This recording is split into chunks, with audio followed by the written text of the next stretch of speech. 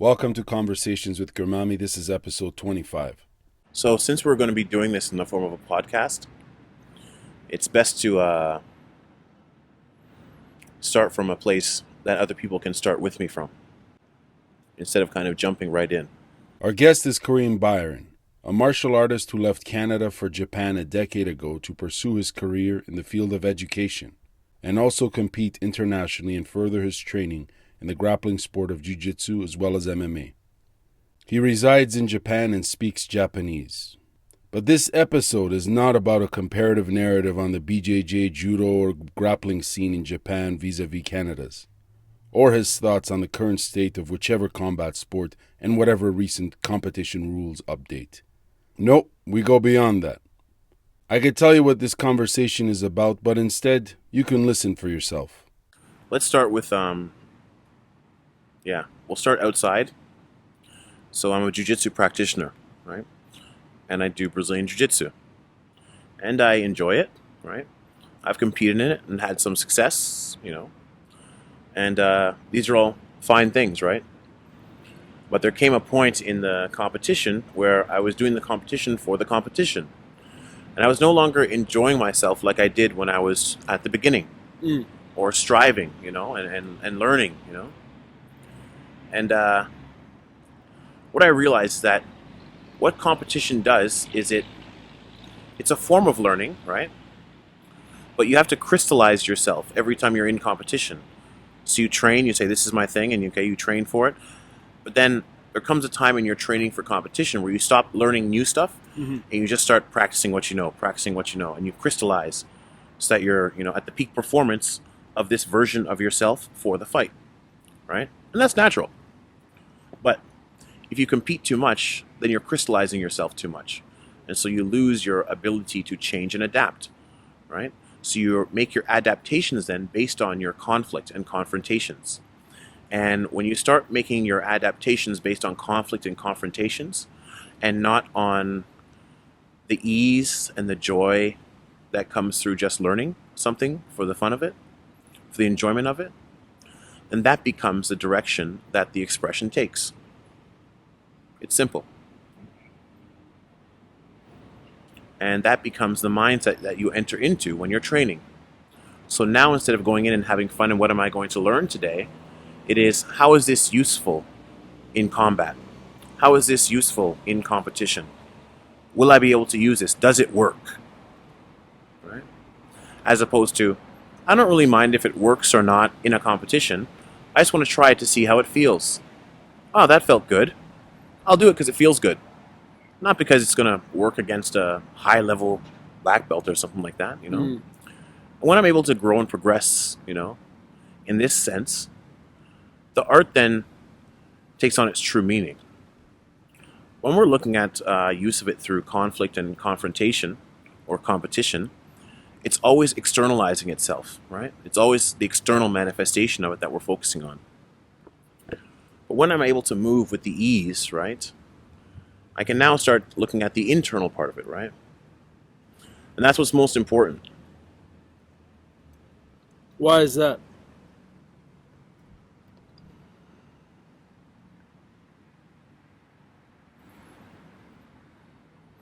So everyone knows, scientifically, that you're experiencing your own mind. So your senses, they take in your sight, they take in light, they detect differences in pressure and vibration through sound and touch, chemical differences through smell and taste, right? So your senses are always telling you about differences that are happening, right? Changes in what's happening, right? And that's input into your mind, and your mind makes the reality that you experience. So even though I'm sitting here next to you, I'm inside my own mind right now, right? As are you.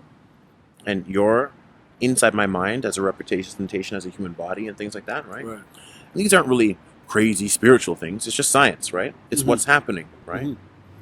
So if that's true, then your external reality is actually your internal reality. What you're experiencing as your external world is a projection of your internal reality. You're inside your own mind, right?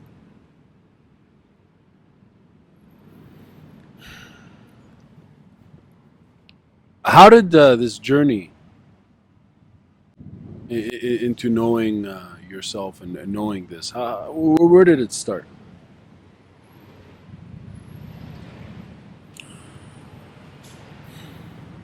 I can speak from my own experience, but by no means should my experience be taken as the example, because it happens differently for each person, and because every person is, going through different stages or different experiences in life and stuff like that.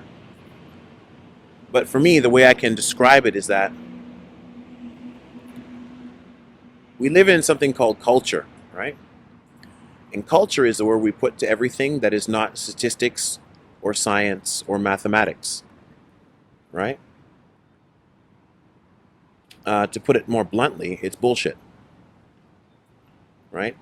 So when we can't explain why we do things a lot of times in society, or why we're so different from other parts of the world, we say, oh, it's just culture. And culture is a blanketing kind of word we use for something that we don't want to explain. Because if we were to explain it, we'd get to the heart of it, right?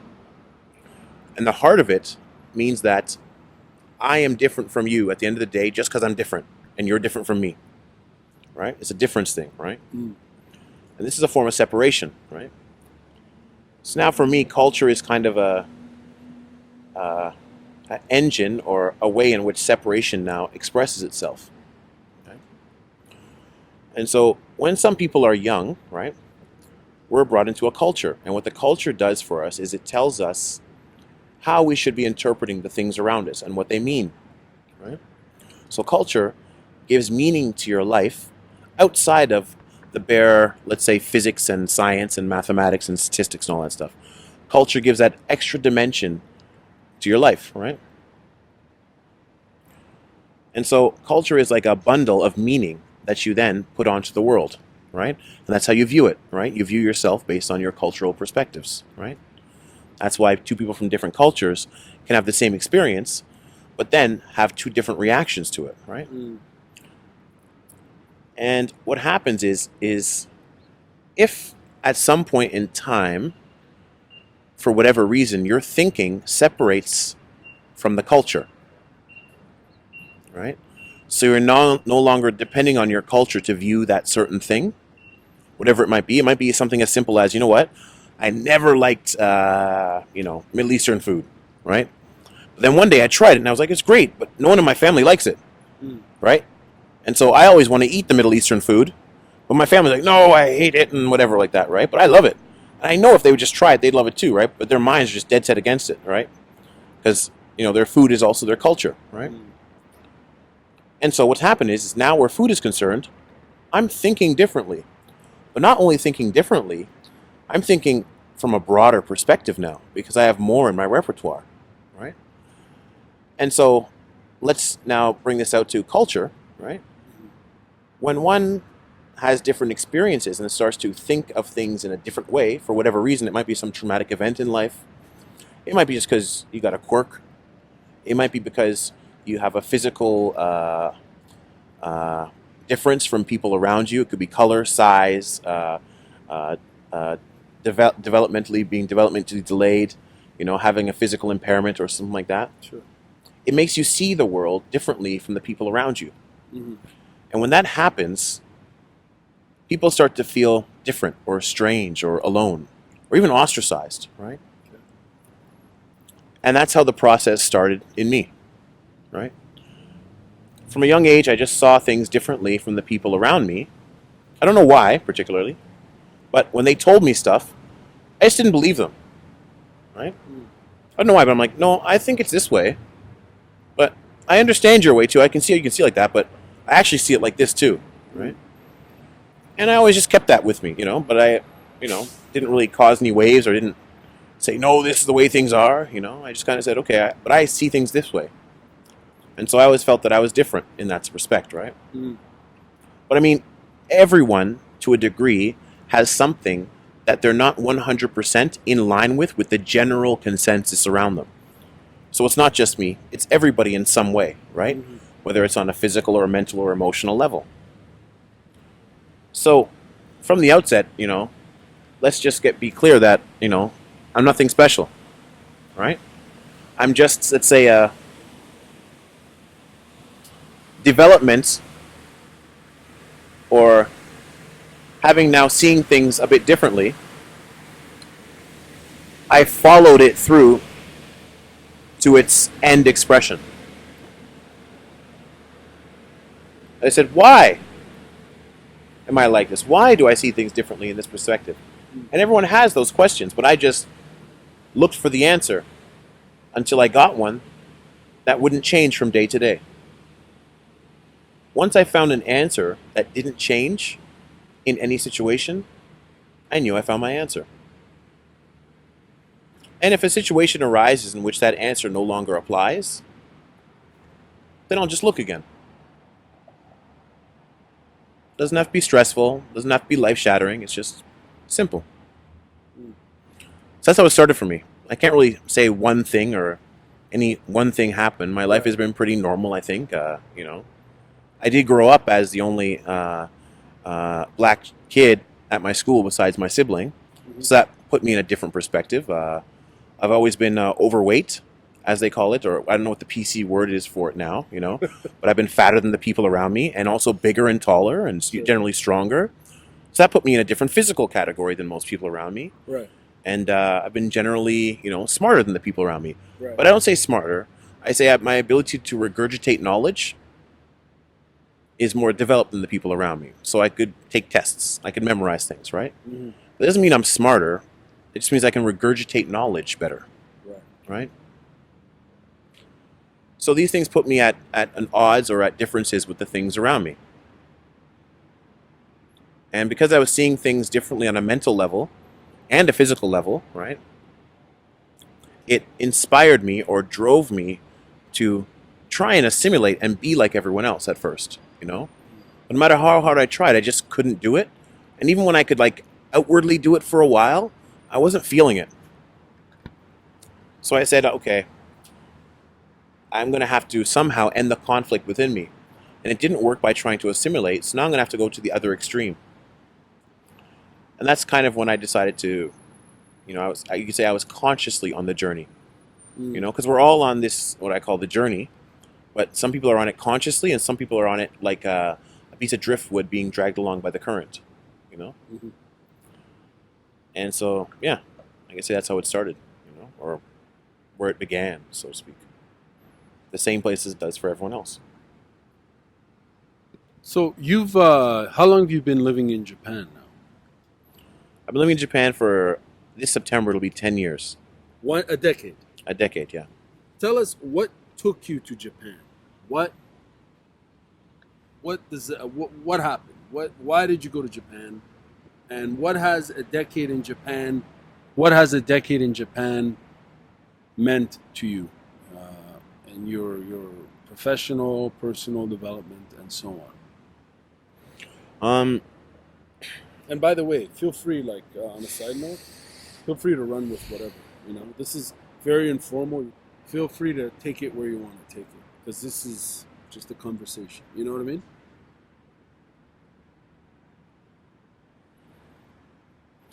I know that you know what you mean, but if you understand what I just said before, it's impossible for me to know what you mean. Because everyone's mind has a different shape.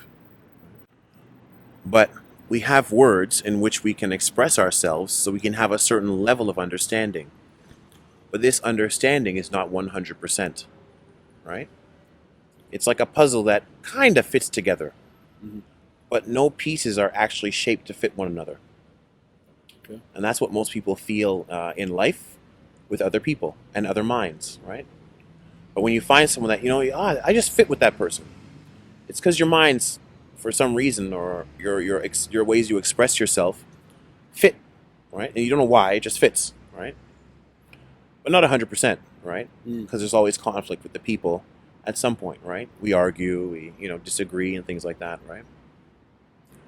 But I digress there. I just want to kind of, give you a window on how I'm breaking everything down when it comes in. Okay. I don't assume that I know anything that you're telling me. I'm not trying to interpret it, right?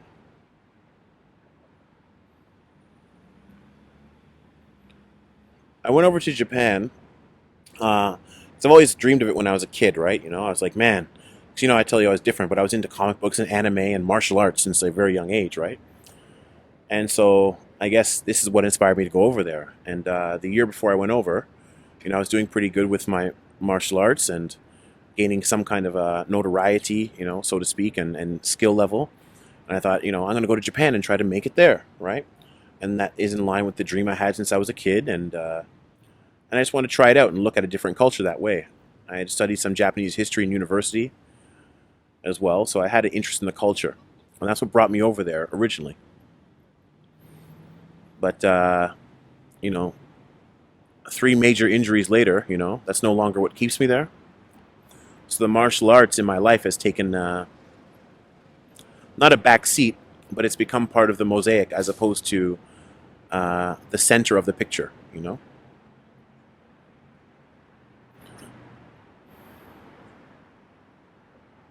What are these injuries? I've injured my shoulder. I tore a tendon in my shoulder that connects the shoulder to the collarbone. And I tore my patella tendon in the knee. And then I had inflammation of the fascia in the bottom of my foot. And all of these things happened on the left side of my body. So it's caused a kind of a physical imbalance, right, in the way I have to do things. And my martial art, actually, the way I practice it, adjusted for this, right? Mm-hmm. And that's why I'm glad I've had martial arts, because when things go wrong or there's an injury, it's a form of discipline, a form of practice that I have that can kind of always make sure that I'm in tune and having a good relationship with my body and how it expresses itself, right? Mm-hmm. It's a comfort, right? So I always tell people that Brazilian Jiu-Jitsu in particular is just development of your sense of pressure, which is feeling, right? Mm-hmm. So there's a lot of people that can now roll with their eyes closed, basically, do randori with their eyes closed, because you're feeling your opponent. You're no longer looking at what they're doing. You're feeling the pressure, you're kind of feeling the friction and way their weight is moving and their breathing and everything like that, right? So your other senses kind of come to the foreground as you practice the art for long enough, and you start to depend on those as opposed to what you're seeing.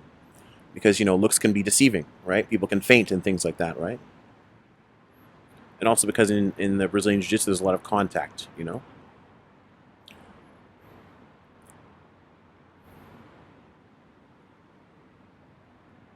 What is Brazilian Jiu-Jitsu and Jiu-Jitsu as a whole? What does it mean to you in your journey? Like I had expressed before, everything is in your mind, right? So everything you're seeing is actually a physical representation or expression of something that your mind has taken in and then given to you in the form that you're seeing or in the form that you're experiencing it, right? Nothing crazy, nothing, religious or spiritual there. It's just that's what we know, right? And so Jiu-Jitsu is no different, right? And so if Jiu-Jitsu is an outward expression of something, then the question lies in what is the internal expression of it? What is the root of it, right? And for me, the root of it is in its name, right? The gentle way or the gentle techniques, right? Or the gentle path, right?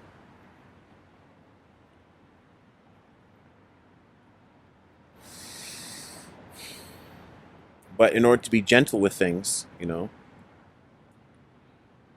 we have to be able to accept them and understand them, right? And not be in conflict with them, even though they might be in conflict with us. And this is what Jiu-Jitsu does, You take an opponent who has a lot of aggression, and you accept the aggression, right? And then work with it, right? In order to bring it to stillness, into submission, right? This is the base of Jiu-Jitsu. Incoming aggression, right? Moving with the aggression, redirection of the aggression, and then a movement towards submission or stillness. So if one then internalizes that process and then uses that as their way of life, they have internalized the outward expression of it. And when they become good at the external expression, they're awesome with the techniques. They can, defeat any opponent, right?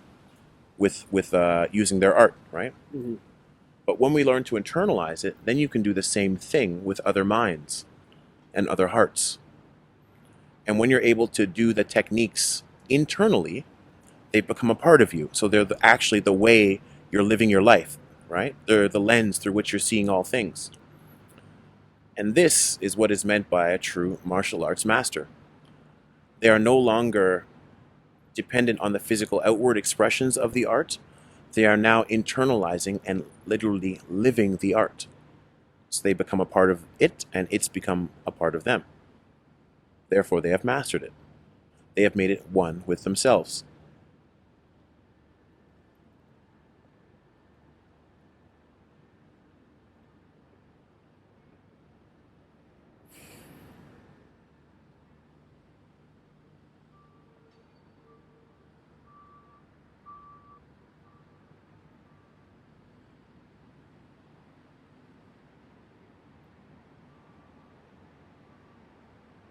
But if one wants to do this internally, for a lot of people, a system of looking internally is needed at first.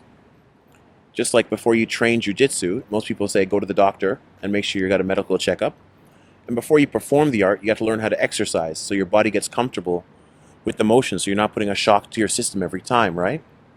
And this is the same thing when we start to internalize. So a lot of people, when they start to look inwards, right, they don't like what they see, or they're disturbed by what they see, or it's a shock to their system. And so they come right back out and they want to forget it or distance themselves from it, right? And this is natural. Just like, if you take a guy who's out of shape and you throw him into a jiu-jitsu class, he's going to be like, man, this is tough. I'm sweating. You know what? I don't want to put myself through that again, And so the key is ease, gentleness, the gentle techniques, the gentle way. So if I were to take a jiu-jitsu student now, and we're speaking from a totally external point of view now, I would ease them into it. I wouldn't try to just kill them and say, try this and try this and try this and try this, When I'm teaching, my first, I'd say, month of classes is half stretching. So we do a light warm-up, and then we begin to stretch every single part of the body until a full and thorough stretch is done, right? It's similar to yoga in a way, right? But it's just to get the body used to being bent and flexible and warm and sweaty and grindy and down on the ground, and you know what I mean? So you ease them into it, right? And then once they go from there, once they're nice and flexible and limber, we start to increase the intensity of the exercise because their body can now handle it without it being such a shock to their system. And so in the same way, if I were to now look internally, and I didn't like what I saw, some people don't like what they see in their own minds, or they're like, man, I never thought, whoa, that was buried deep, or you hear all those kinds of expressions, right? So then one must find a system with which this can be done with ease, right? And these are what they call different forms of meditation or spiritual practice or whatever. Whatever it is, but down through the ages, people have come along and said, here's a way of doing it with ease. So you're not forced, right? So that's what I suggest when starting to try to internalize it.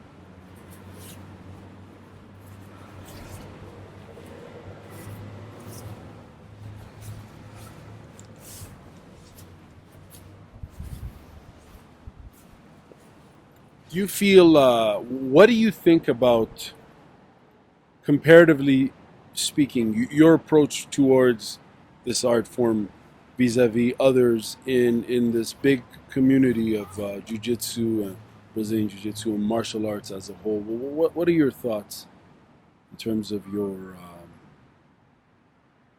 view versus others?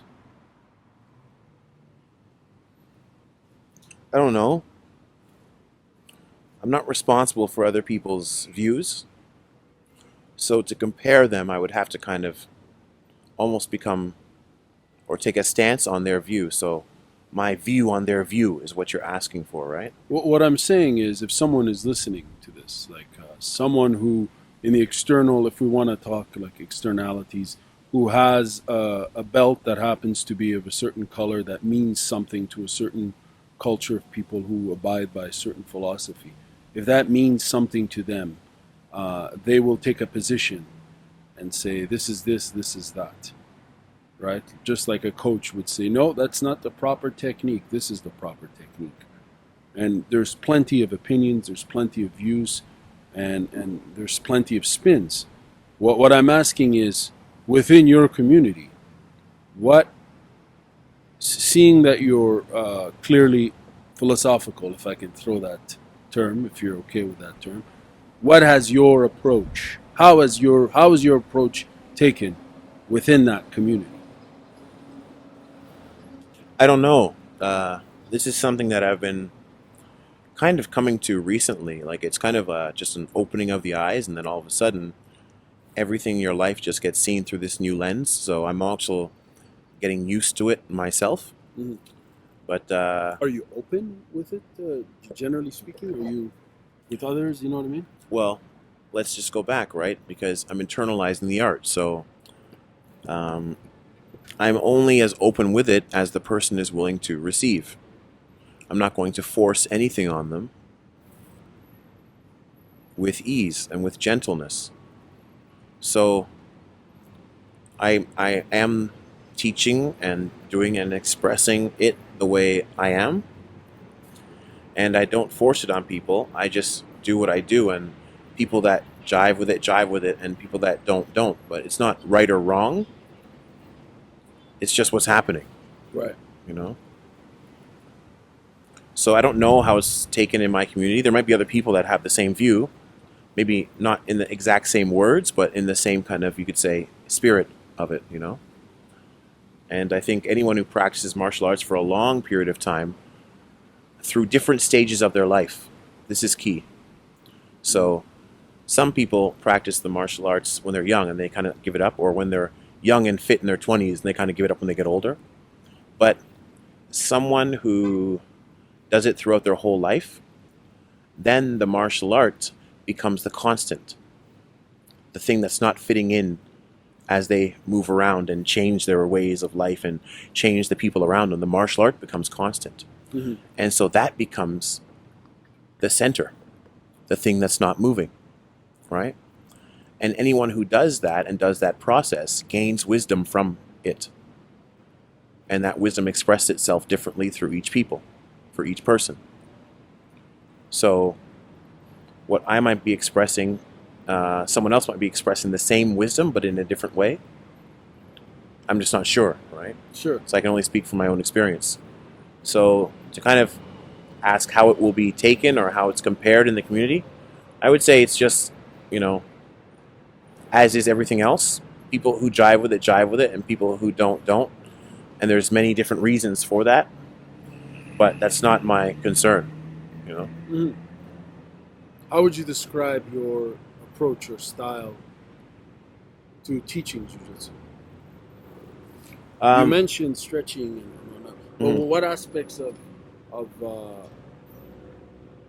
philosophy?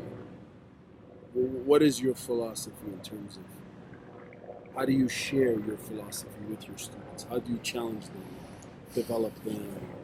Do you do that? So during the training, I never stop speaking until silence is required for them to internalize something. So the way in which I teach is I start with the physical expression and move into how that is done internally, or I start internally and move out to how that is expressed physically. Mm-hmm. And so I'm always going back and forth so that the student understands that the internal and external process are happening simultaneously. So never forget one and never be too focused on one, right? Understand both at the same time. Understand and see both happening together so that your understanding of the situation is always complete, never one-sided. And if you develop in this way, then the student also develops to see not just martial arts, but the world in this way. Mm-hmm. And so at this point, that's the best benefit I can give to students who I'm teaching. And that's how I do it. You find it's hard for them to tap into the internal and into themselves as far as seeing it beyond just a move or a technique or a sequence. How do you do that? Yeah, for some people it is. People that are really into the physical part of it, right? Right. Sometimes don't even want to listen to the internal part of it, right? And for those people, they usually just stop coming to my class because you say, you talk too much, right? Or it's too whatever, for me. And I say, okay, that's fine, but I can suggest actually some really good places where you can go and get that physical thing that you're looking for, right? Because I just know that if they practice it for long enough, the wisdom comes, right? So I'm not concerned with trying to force it on them at any kind of speed. The key is with ease. Some people really like the internal part of it and then get really lazy with the external part of it, right? And so those students I push physically because that's where they need it, right? So I'm always looking with each individual where they need me. So as a teacher, I'm more of like a supporter. So if someone comes to me and they're in amazing physical shape, right? I then say, okay, they're going to need support on the internal part of the process. Okay. And so I'm always talking to them and I let them train hard, but I'm always walking with them, talking with them, describing internally what they're expressing externally, right?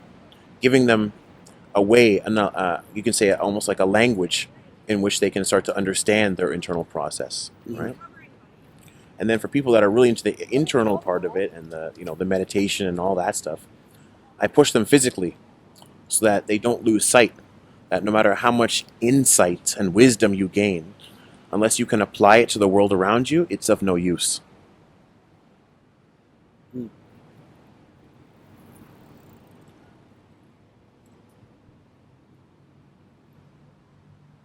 Speaking on limitations in learning martial arts, what are some of the limitations of that you see, generally speaking,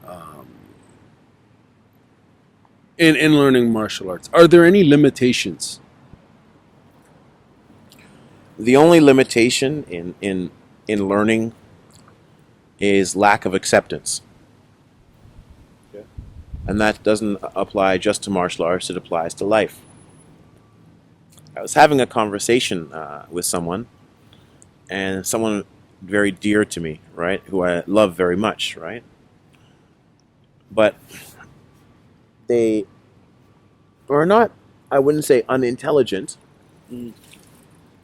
but they're really not good students. And when I say students, they're not studious. They're not good at learning. Okay. Right? And so people would call them stupid, right? And they would kind of, say, I feel smart, but I'm always so stupid. And they call themselves stupid, and then they start to believe that they're stupid and all those things, right? And I don't think anyone is actually stupid or less intelligent or even less capable of gaining internal understanding. External understanding, there'll always be something lost in translation, right? Because things must express themselves differently, and everything in the physical world is in a constant state of flux. So if we're trying to express ourselves to each other in using something that's always in flux, something always gets lost in translation. And we view that as, man, they're different, or they're on another planet, or they're stupid, or they're way too smart for me, or man, they're out to lunch, or they're way too simple, What's happening is we're losing the pure form of what we want to say and express in the medium. Because the medium is not flawed, but in constant motion. So the moment I start to say something, the conditions in which I'm using to express it originally change by the time I'm finished my sentence.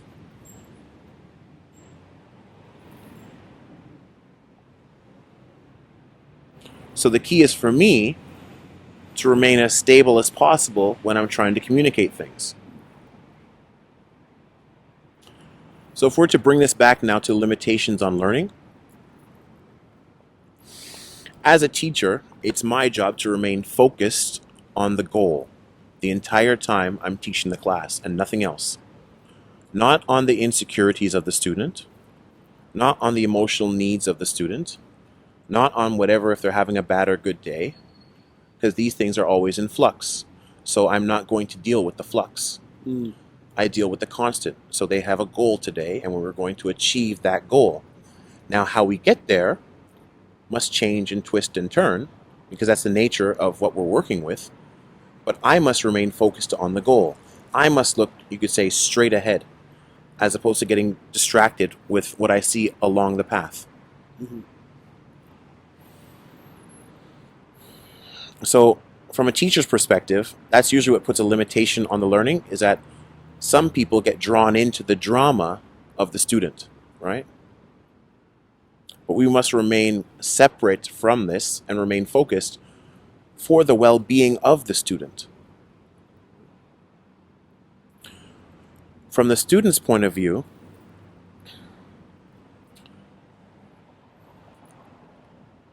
one must be open to being wrong. One must be open to being proven wrong. One must be open to making mistakes. Because you're not learning if you're not being proven wrong.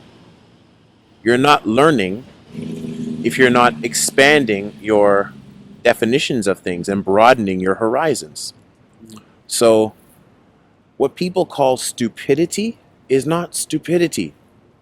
It's people who are uncomfortable in the situation when they are seen to be wrong or mistaken or not fully informed or narrow-minded without a broad enough view.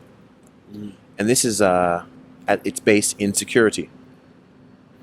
So usually people aren't more secure because they're smart. People are smarter when they're more secure. So the one thing I try to instill first is a sense of security. Because once the sense of security is established, then learning becomes easier. Because the person is then more open to making mistakes because they know they're in a secure environment that's there to nurture them. So I say this to anyone who's learning anything. Don't be afraid to be wrong. Because if you admit that you don't know, if you are putting yourself in a constant state of I don't know, then your entire life is revelation. Your entire life is learning. Your entire life is a constant, joyful unfolding. Because you're always being pleasantly surprised. Well, not always pleasantly, but at least surprised and always being informed, right? So one should try to put themselves in a place of, you could say, not knowing and not reconfirming what you know. Just kind of opening yourself up to what's happening.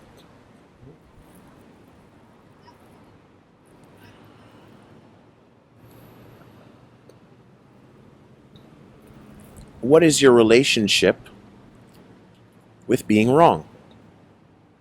If your relationship with being wrong is one of fear and hatred and separation, then you're going to make yourself stupid, so to speak. Because learning, you won't be able to be in a space where you can learn. But if you have an open relationship with being wrong, you could say almost a loving and accepting relationship with being wrong, then all of a sudden learning is natural, right? Because you have to be in the position of not knowing or not being informed in order for learning to happen. So if you're not willing to put yourself in this space, then you're not going to learn. And because all of us have something to teach each other and all of us have more learning to do, then you should never stop putting yourself in that position. You should never stop putting yourself in the space of not knowing. If you remove right or wrong, if there is no right or wrong, is anyone learning?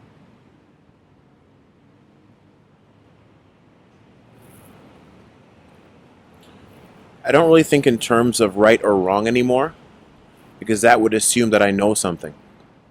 I know I'm right. I know you're wrong, right? I think in terms of separation and union, of acceptance and non-acceptance, of openness and non-openness. Mhm. And anyone who can hear those words will understand what I mean. Because right and wrong starts to touch that whole thing and that whole thought cloud of culture. And this is the way we do things. And not analyzing why it is, just that's the way it is. And that's usually where right and wrong and morality and all those things come in. But if you look at, say, instead of saying right or wrong, let's say openness and non-openness first. I'll say if I'm open, right, I have a bit of space before I need to react to things. So what I mean by this, if someone comes up to me and they're like, man, like, what's wrong with you? Why'd you do that? And they're coming at me with anger or aggression, right? Right.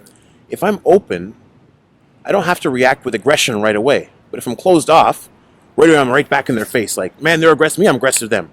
With no analyzing, no thinking about what's going on, no openness. But with openness, I have the space to say, well, I'm not angry. Why is that person angry? What could be the cause of the anger? Mm. And so with openness comes just deeper understanding immediately, right? Yeah.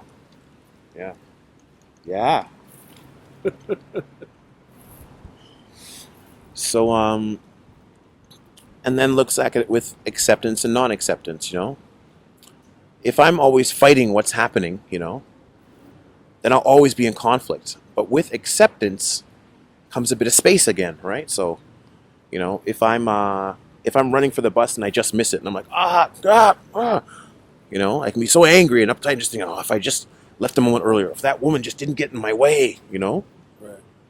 And so my mind goes into all the things that could have changed my situation. And I'm not accepting what's happening. But if I go, you know what, I missed the bus, there's nothing I can do about it, then I can take a breath and I don't have to put myself through the drama of what could have been. And so many people are caught up in the drama of what could have been. Mm. And now look at it with union and separation. The more you think of yourself as separate from other things, the more space there is for miscommunication, and also more space to think of yourself as better or worse, or right or wrong from things. But the more we see ourselves as a part of things, the less space there is for gaps and differences and treating things differently, and that's better than me, and you're worse than me, or I'm right and you're wrong, or that's good and that's bad. It's more like everything is somehow in connection, so it's all happening together. So everything is everything, right? And you start to see how you're connected with things, so you can't really separate yourself, and so you can't judge things, right? And we're always trying to stay away from judging things, because that's the whole right and wrong thing, right? Mm. As opposed to kind of trying to understand things, moving towards a union with things, right? So I don't think of things in terms of right or wrong. I see them as openness and non-openness, acceptance and non-acceptance, and separation and non-separation. And this is, once again, what Jiu-Jitsu is. An opponent comes to me with lots of anger and aggression, and I accept it. I don't fight it. I don't block it, right? I accept it, and then I become one with it, right? I become one with my opponent. I have to touch them and, okay, now we're one. And then I redirect the aggression, right? And I move with it instead of trying to fight it. But in that moving with it and redirecting it, I'm kind of just slowing it, reducing its impact until I'm fully one with it. So there's no longer aggression. There's just two things moving in one direction. Because without an opponent, there's nothing to be aggressive towards. So aggression loses all meaning. And when you can move into this place, you're flowing, right? And that's what the practitioner tries to do in jiu-jitsu, is flow with the technique, flow with their opponent. And then eventually we try to bring ourselves to a point of stillness or submission, right? Mhm. But in the submission, it's a two-way street. So even though one person might be, say, tapping and one person might be applying the submission is the submission. Mm. And we're both submitting to stillness. Because once the submission happens, there's no more motion. So the physical expression of jiu-jitsu is powerful when internalized and used as a way of life. Submission to stillness. Mm. And stillness is the only point from which all things can be seen clearly. Last question. How are you doing? I'm still.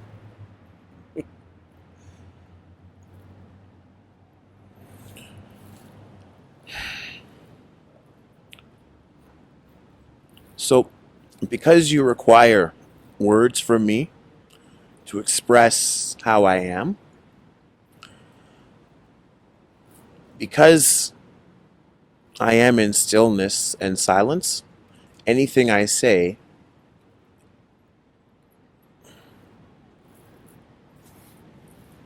I understand. We don't need to fill that, For those who get it, or for those who want to get it, they'll get it. For those who don't, accept them. thank you for your time. My pleasure. Thank you for listening to Conversations with Garmamie. For more information, visit garmamie.com. That's GARMAMIE.com.